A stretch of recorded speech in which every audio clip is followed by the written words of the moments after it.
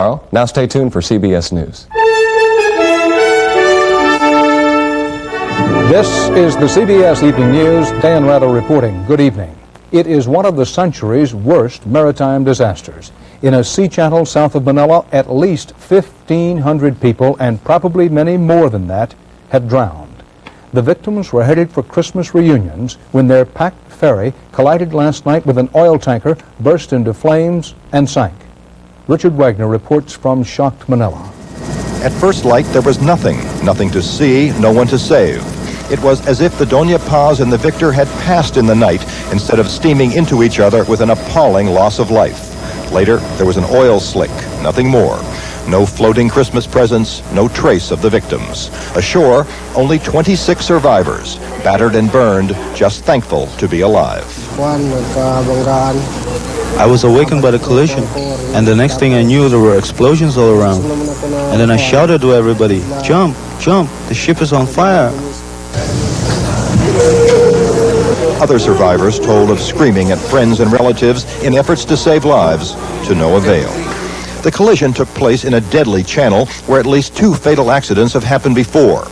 This father and daughter were coming to the capital to celebrate Christmas with loved ones. They're here, but there will be no joy in their Christmas. Tonight, anxious relatives crowd the harbor side, meeting incoming ships, but the news is not good. As far as Philippine Prince is concerned, no survivor on board. Shocked and stunned families stare in disbelief at the heart-rendingly short list of survivors. Shipping officials say overcrowding of ferries is common at this holiday time of year. The operators of the Doña Paz can't say how many people crowded aboard their vessel, but it may have been too many.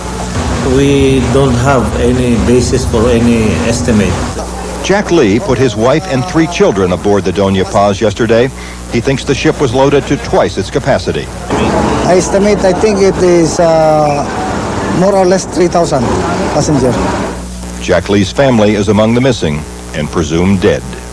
While estimates of the death toll in this Christmas season disaster range from 1,500 to more than twice that many, the tragic truth is that the exact number will never be known.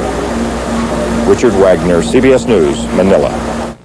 Christmas will be different this year in Bethlehem, now Israeli-occupied West Bank territory. The Palestinian mayor today canceled many Christmas-related activities. He did so out of sympathy with and because of pressure from protesting Palestinians. Israeli troops shot and killed 3 more Palestinians today for a 2-week total of at least 19. CBS News correspondent Bob Simon reports that for the first time, Arabs inside Israel joined the protests. From the sights, the sounds, the smell of gas, it seemed like Gaza or the West Bank, the occupied territories. It was, in fact, Israel, the town of Nazareth in the Upper Galilee. These are Israeli citizens, Israeli Arabs. There are 800,000 of them. They go to Israeli schools, they pay Israeli taxes. They vote for members of the Israeli parliament. Today, they were singing the praises of Palestine, striking in solidarity with the people of the refugee camps. Today's strike is a strike that signifies the unity, the political unity of all Palestinians living under Israeli control. Basically what you see today is there is one cleavage, Jews versus Arabs under Israeli control. Israeli officials still insist it is not a revolt, it is not a rebellion. But whatever it is still going on. That's what confuses Israelis. Despite all predictions, it will not go away. In Gaza today, there were thousands of demonstrators, masses of troops, tear gas dropped from helicopters, babies turned propagandists. Around Jerusalem, entire villages were in a state of revolt.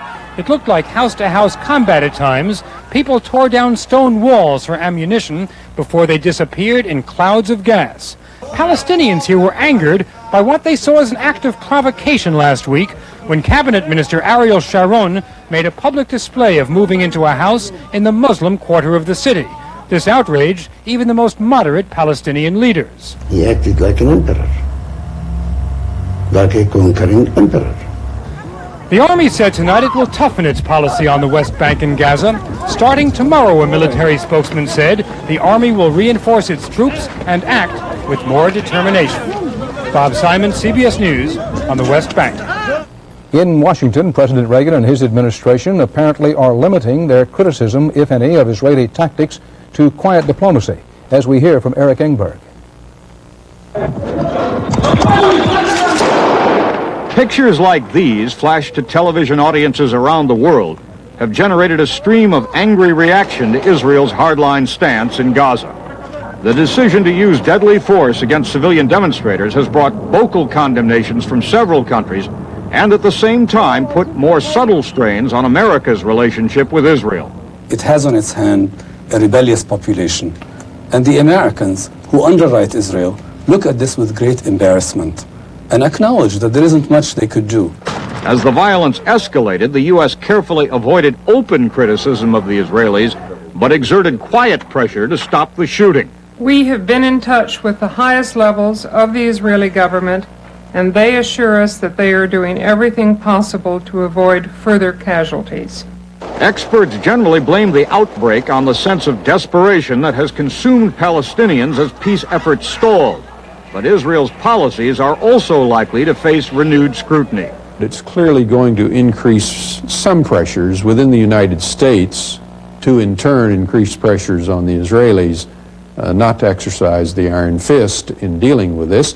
The United Nations is expected to vote this week on a resolution condemning Israel's actions in Gaza. That will force the U.S. to take a public stand for or against the Israelis for the first time since the violence broke out.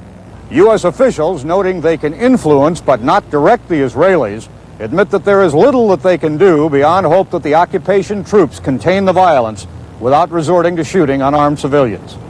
Eric Engberg, CBS News, Washington. President Reagan and Congress are still wrangling tonight. Congress is trying to pass a new spending bill to get everybody home for the holidays, but that bill still faces a veto threat from President Reagan. Phil Jones is on Capitol Hill to bring us up to date. Phil? Well, Dan, if anyone plans to come to Washington to visit the zoo, forget it. There's a much better show right here under the Capitol Dome.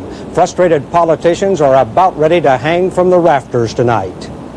High-level negotiations resumed late this afternoon as Treasury Secretary James Baker came to the Capitol to work out the $600 billion measure to fund the federal government and to cut the deficit. This has been a day of bickering. At the White House, the president continued his threats to veto any legislation that includes a provision to reinstate the Fairness Doctrine, requiring broadcasters to give equal time to all viewpoints. And the president said the budget mess sends a bad signal to Wall Street. That we're tired of the kind of budget shenanigans that have been going on for 7 years. That's the message. But at Capitol Hill, Democrats were fed up with the president's veto threats. I regret that these veto threats continue to come because they make it hard for the president and the Congress to work out these thorny problems in the final analysis. The thorniest of problems continues to be contra aid. The president has signed off on a deal that would give him about $4 million in humanitarian aid and about $4.5 million to transport military equipment already in the pipeline. But there would be a congressional vote in early February, and if either the Senate or House voted no, aid would end. If the president won, he could ask for more Contra assistance. 100 House Democrats who are opposed to Contra aid are still trying to kill the deal. The stopgap funding that allowed federal workers to come to work today expires at midnight tonight, and as the haggling continues, some members are threatening to block any more temporary fixes. Bring the government to its knees and close the government down until these people come to their senses. So the place is in chaos, and even if they pass the spending and deficit bills later tonight, it could be tomorrow before the president decides whether to sign or veto it. Dan? Well, Phil, what happens if there's no progress tonight, and why should anyone care? Very simple. If they don't do anything by midnight tonight, the federal government runs out of money again, and it will be out of business. Thank you, Phil. Nicaragua's Sandinista government conceded today that fighting still rages inside Nicaragua's border with Honduras, this as a result of a major weekend Contra offensive. The Sandinistas said 24 Contras and 23 Nicaraguan soldiers have been killed. President Reagan's spokesman today described the Contra attack as, and I quote, very encouraging and helpful, end of quotation. The Sandinistas also say a Nicaraguan civilian cargo plane made an emergency landing in Costa Rica after being hit by a U.S.-supplied Contra missile. Despite these developments on the war front, the first face-to-face Nicaraguan peace talks were still set to go on tonight in the Dominican Republic. And still to come on the CBS Evening News, Robert Shackney has the latest on charges of racial discrimination inside the FBI. Susan Spencer on developments in the desperate struggle of doctors and patients in the fight against AIDS. And Richard Roth on the new technology advertisers are using to get your attention.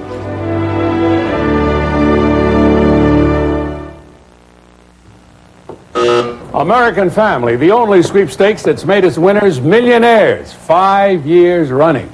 Beat this date, and you may be our next $10 million winner. Just like me. Millions of dollars for homes, travel, boats, cars, all for you. And still have millions of dollars left over. Watch for the sweepstakes with my picture and be sure to enter before January 29th. You may be American Family Publishers' next $10 million winner. My grandma's the best. But what do you get a grandma for her birthday? Introducing the American Express Gift Check. It lets the people you love choose a present they love. The new American Express Gift Check. It's from my grandson.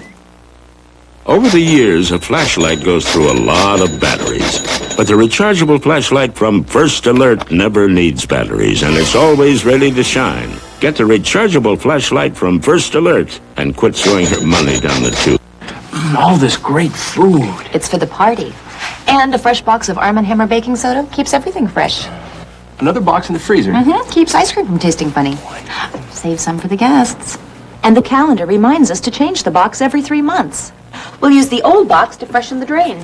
Arm & Hammer baking soda keeps everything fresh around here. Everything you don't eat. Arm & Hammer baking soda for the fridge and freezer. Isn't it time for a fresh box?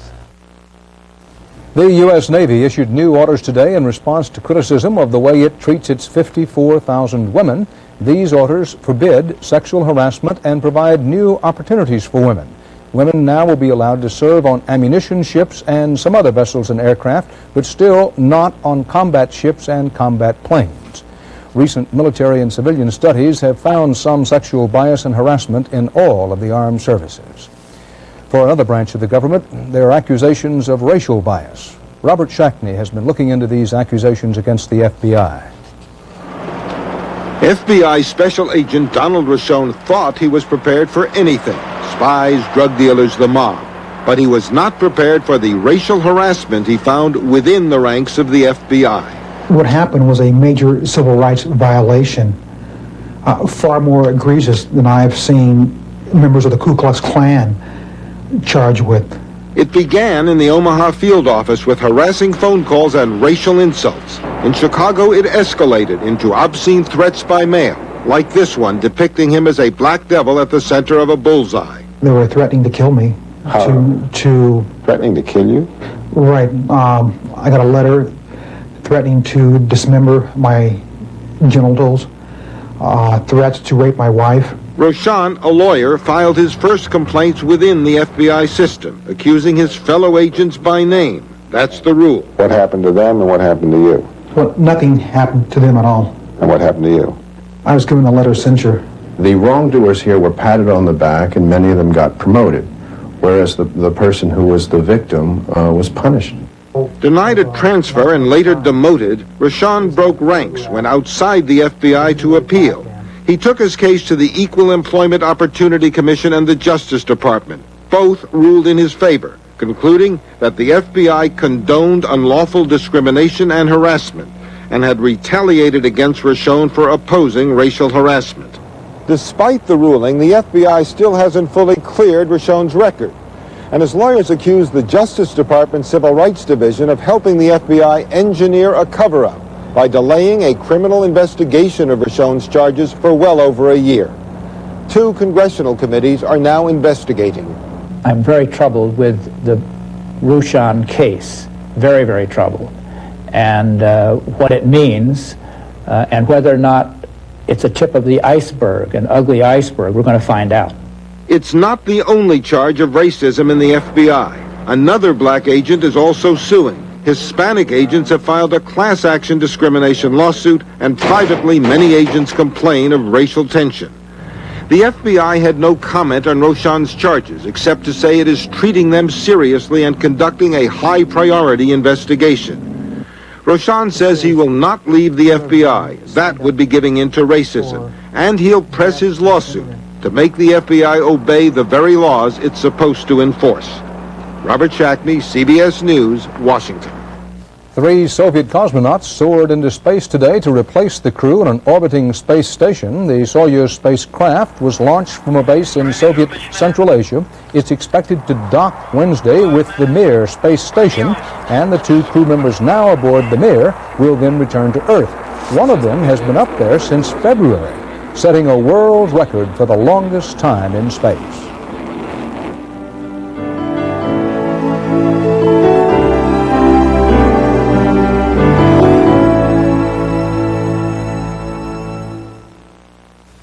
College isn't all fun and games, you know. Oh, yes, it's very serious, Daddy. That's why We got my computer. IBM introduces the Personal System 2 that fits a college room and budget. I'll do my term papers with it. And? My lab reports. With power and graphics that earn top grades. And? Economic problems. And? Ride home once a week. Smart girl. The newest member of the IBM Personal System 2 family. Okay, lady, let's find a gift for tired feet. You're the expert. When you're looking for slippers with something extra, follow the expert. She knows that some slippers just cover the feet. But Isotoner Comfort Slippers gently massage tired feet. They'll feel relaxed all over. This Christmas, follow the expert. Give the gift of comfort. Isotoner Comfort Slippers. Is there a problem? The fridge is out. Well, I can get you where you're going. Stetson Cologne. Easy to wear, hard to resist. You're letting that great smelling guy get away? Are you kidding? We love visiting America. Hot chili, barbecued ribs, corn fritters. But it's jolly good you have kaopectate. Nothing relieves diarrhea and calms cramps faster than kaopectate tablet formula. Kaopectate. The diarrhea specialist. The Coast Guard says 14 of 15 men aboard a helicopter that crashed today died. The chopper crashed into an oil drilling rig and burned some 60 miles off the Louisiana coast. The lone survivor was severely burned. He was flown by Coast Guard helicopter to a hospital. Reports today of concern in the medical community over doctors who prescribed the powerful drug AZT for carriers of the AIDS virus even before they develop symptoms of the disease. The New York Times said the drug is approved by the government for use only for certain patients with AIDS symptoms. But as the dread of the disease may encourage doctors to stretch regulations, it also is spurring a kind of cottage industry in AIDS drugs. CBS News medical correspondent Susan Spencer has our report. In this California lab, scientists experiment with the latest in high tech, trying to design a brand new drug against AIDS. In government testing projects around the country, doctors experiment with some 40 known drugs, hoping one will hit. And in his kitchen, Tom Hansen experiments too, with homemade brews, wheatgrass and flower pollen, chemicals and vitamins. Well, if it's non-toxic, then I'm more willing to try it. How many different things do you take? Probably 50. 50? Yeah. What does this cost? Well, I calculated at one time to be about $500 a month. The search for AIDS drugs seems to operate in two different worlds. The world of science and government and the world of the patients, who increasingly are taking matters into their own hands.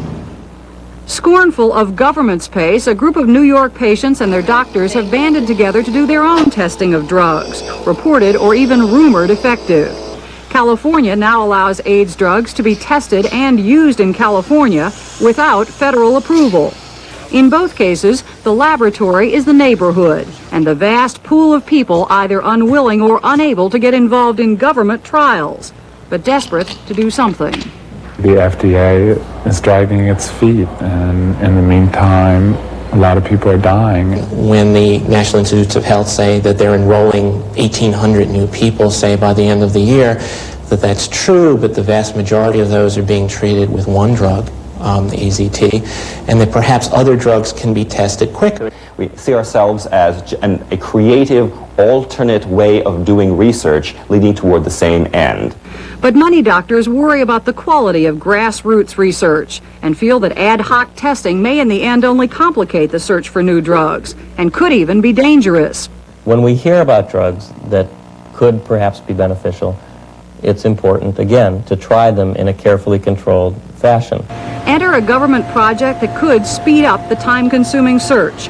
In the most ambitious approach yet, scientists are trying to take the first X-ray picture of the elusive AIDS virus so they can design a new drug to attack it.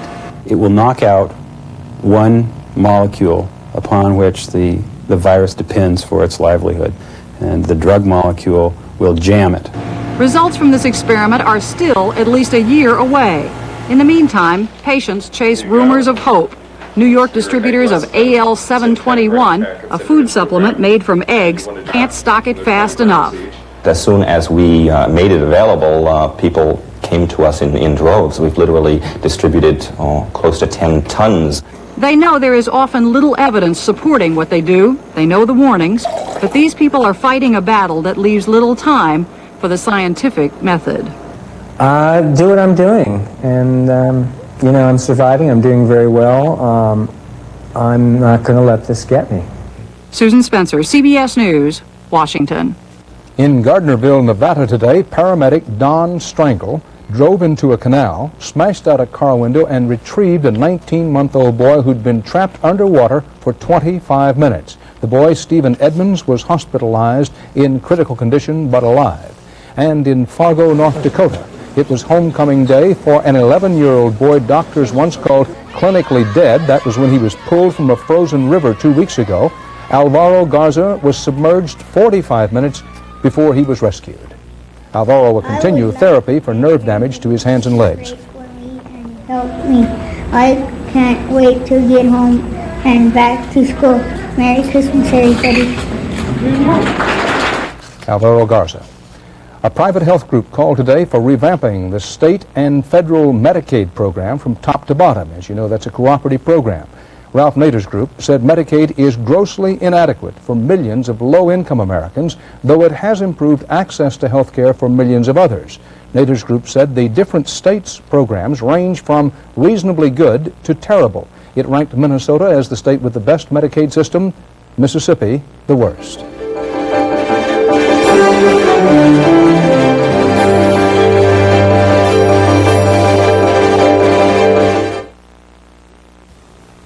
Imagine how good it would feel to be regular for the rest of your life. Feel like dancing? Don't I always? You could be. Irregularity is often due to a lack of fiber, and doctors recommend Metamucil fiber by name. They know how effective use of natural Metamucil can be. Ask your doctor. Let's say we close this town down. Just try to keep up. Metamucil, and you could be regular for the rest of your life. There has always been a big Mercedes. Automobiles that have inspired dreams. The Mercedes-Benz S-Class. Nothing less than the best of every big Mercedes there ever was. Mouthwash for Christmas? Interesting gift idea. I thought so. Tastes icy, clean. Peppermint. Why is it blue? Why not? Why for Christmas? Mistletoe. New Scope Peppermint. It works holidays. Announcing a new addition to the Lysol spray family. Lysol Light Scent. Unlike the heavy perfume smell of some ordinary air fresheners, Lysol Light Scent's got a light, clean scent. It kills germs on surfaces, cleans the air, gives you all the power of Lysol spray. Get new Lysol Light Scent. They're going fast. Lysol Disinfectant Spray Light Scent, the newest addition to the Lysol family. It wasn't Scrooge or even the Grinch that drew workers' protest today in North Brunswick, New Jersey. It was the Okanite Corporation that was being picketed by employees for suspending them because they wore Santa hats at work. Not appropriate for a business environment, said Okanite, which manufactures electrical cable. The suspension started with one worker, then climbed to more than 20 last week, then 100 more today. Workers say there's been no company dress code regarding hats in the past. Well, after a day of shopping this holiday season, more music may not be what you seek when you turn to your favorite magazine in the former quiet of your home. But more music may be what you'll get, along with other appeals to the sensations. Richard Roth has the latest from our brave new world. Good writing and clever cartoons gave the New Yorker magazine a reputation, but in the issue just off the presses, an advertisement has given the 62-year-old magazine a voice. People marches to a different drummer, as readers will learn when they listen to an upcoming liquor ad. Advertisers who used to depend on sight alone to sell their products in magazines have joined a high-stakes battle of the senses, an escalating war that one critic calls an exercise in arts and crafts. As more and more advertisers resort to this kind of gimmick to get the reader's attention, it's going to be harder and harder to read a magazine, and things are going to be popping out all over the place. They already are. Aided by computer design and specialized printing techniques, advertisers now are routinely spending $1 million or more to produce a single ad, above and beyond the cost of buying space in a magazine. New cosmetic ads don't just sell makeup and eyeshadow, they include free samples. Even scented ads pioneered by the perfume industry have found new applications. The goal was really to somehow capture what makes Rolls-Royce unique. And the solution was to market the motor car with a strip of paper that smells like leather upholstery. People smelling the car would buy it. No, I don't think that really was the idea. The idea is simply to attract attention, to boost what advertisers call the talk-about factor. It didn't work perfectly for the dog food maker who used a scratch and sniff ad for a product designed to smell like bacon. Smells like a cleaner. Maybe some kind of a pasta or something like that. It smells like paper. But you have to admit, it did get noticed. Richard Roth, CBS News, New York. And that's tonight's CBS Evening News. Dan Rather. See you tomorrow. Good night. There's only a few more hours, so hurry to Sears last-minute shopping sale, where this Wednesday you can save on every dishwasher, every dress shirt, every TV and VCR, every bike and trike. Things that are hot, things that are warm, every recliner, every watch, and save 10 to 50% on a whole lot more. We're staying open till 11 at night, so run out to Sears before you run out of time. Wednesday only till 11 p.m. My grandma's the best. But what do you get a grandma for her birthday? Introducing the American Express Gift Check. It lets the people you love choose a present they love. The new American Express Gift Check. It's from my grandson. Give a gift of Riuniti Spumante, a gift box of Riuniti Apple, Raspberry, and Peach, or a gift box of Riuniti Red, White, Rosé, and Gold. And may all your holidays be bright. Think this is a price tag? Nope. This is a prize tag with a prize number worth $10 million. Inside your Publishers Clearinghouse envelope, the one with the house on it, you'll find your own prize number. If it matches the number announced on TV this January 29th, you win $10 million. So get your entry in fast, then hang your prize tag. Then when you win the $10 million, you'll be the first to know. From Publishers Clearinghouse.